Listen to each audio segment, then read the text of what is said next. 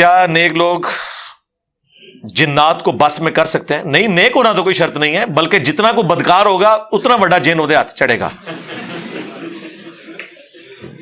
جنہ کو پلید ہوئے گا نا اڈا وڈا پلید جن دے ٹائے چڑھے گا. یہ آپ کو کس نے کہہ دیا نیک ہونا اس کے لیے ضروری؟ یہ لادہ سے ایک فن ہے. آپ ڈسکوری چینل کے اوپر ہانٹنگ پروگرام دیکھیں، کرسچنز میں کتنے بڑے بڑے پادری بیٹھے ہوئے ہیں، یورپ میں، امریکہ میں، وہ جا کے جنات نکالتے ہیں، آسیب کے سائے دور کرتے ہیں. یہ ایک باقاعدہ فن ہے، ہندوؤں میں بھی ہے اور بدھسٹ میں بھی ہے، کرسچنز میں بھی ہے، یہودیوں میں بھی ہے، مسلمانوں میں بھی ہے. جس طرح مسٹسزم، تصوف تمام ادیان کے اندر موجود ہے. ان کرتبوں کو دین کا نام نہیں دینا چاہیے. ٹھیک ہے، آپ کرتب کرتے رہیں، اس سے کوئی فرق نہیں پڑتا. ایک بندہ ہوا میں اڑے نا، اس سے رفع الیدین کی حدیثیں بخاری مسلم کی ضعیف نہیں ہو جائیں گی. ہاں، اسے نہیں رکھو. ایون کوئی شخص چاند کے 2 ٹکڑے کر دے، اس سے قرآن میں جو ایاک نعبد و ایاک نستعین ہے نا، اس سے یا علی مدد ثابت نہیں ہوگا. یہ اپنی جگہ رہے گا.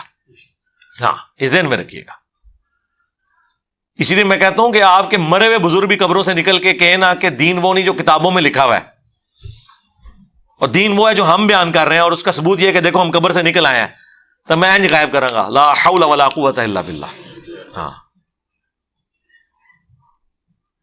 کیونکہ یہ ہمارے ایمان کا تقاضا ہے کہ ہم ان الذین یخشون ربهم بالغیب لہم مغفرۃ واجر کبیر. اور جس کا سب سے بڑا ثبوت ہے، دجال کے خلاف جو شخص کھڑا ہوگا نا، وہ وہی ہوگا جو کہ منو حدیث پہنچی ہے. تو جڑے بزرگاں نے مننے لوگ کہیں گے سرکار سلام، تسی مردہ زندہ کرتا ہے، تسی تے عبد القادر جیلانی دی یاد تازہ کرتی ہے سرکار، تسی ساڈے بزرگ ہو، تسی بھی سلسلہ قادریہ تو ہو.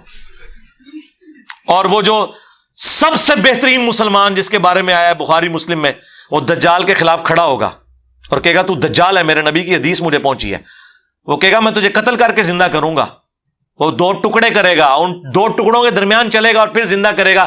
کہے گا دیکھ میں نے اب تجھے زندہ کر لیا، اب تو مان لے کہ میں خدا ہوں.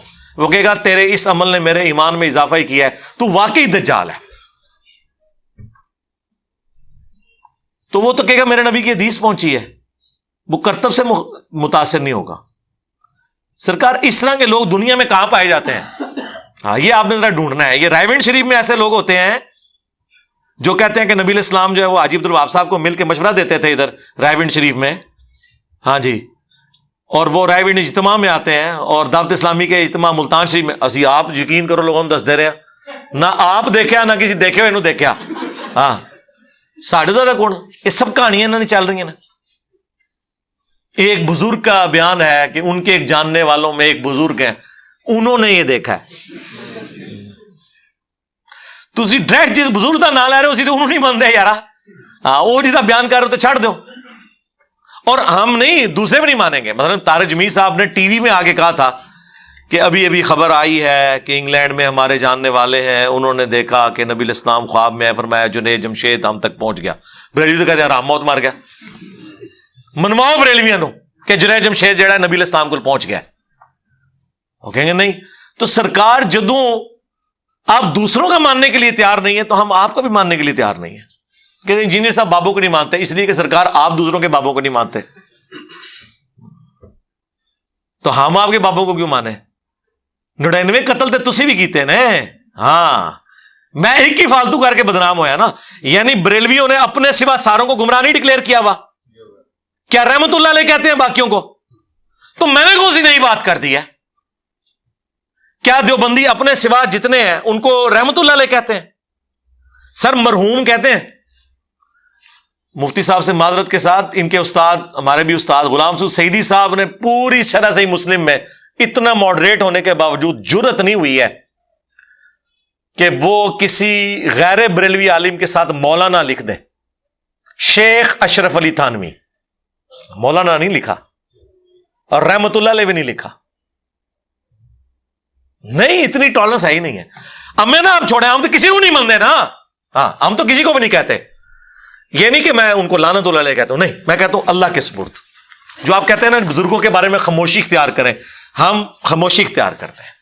اور یہ کہیں آپ کو تھمب نیل پہ بھی رے ہیئر ڈلی ہوئی نظر آئے نا، آپ نے بدگمانی ہونا وہ رحلت کی ہوتی ہے، رحمت اللہ علیہ نہیں لکھا ہوتا، ٹھیک ہے جی. اے جنات والا جڑا نا، یہ کیا وہ غیب جان لیتے ہیں؟ غیب نہیں جانتے جی سرکار، غیب تو قرآن میں لکھا ہوا ہے، سورہ جن کے اندر غیب نہیں جانتے. البتہ جو ماضی میں واقعہ ہوا ہے نا، وہ ہمزاد کے ذریعے وہ کر سکتے ہیں، آپ کو خبر دے سکتے ہیں جو ماضی میں یا اس وقت ریئل ٹائم دنیا میں کہیں واقعہ کوئی ہو رہا ہے.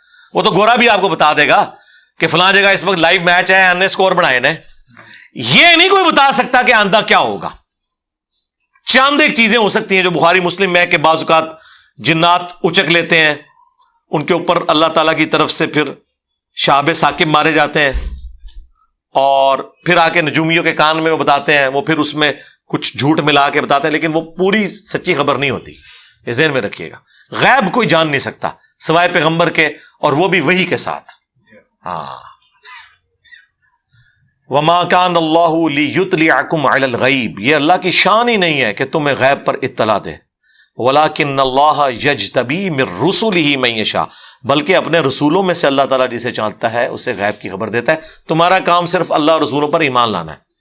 غیب غیر نبی کے لیے نہیں ہے، بلکہ نبی ہوتا ہی وہ ہے جسے غیبی خبریں آتی ہیں.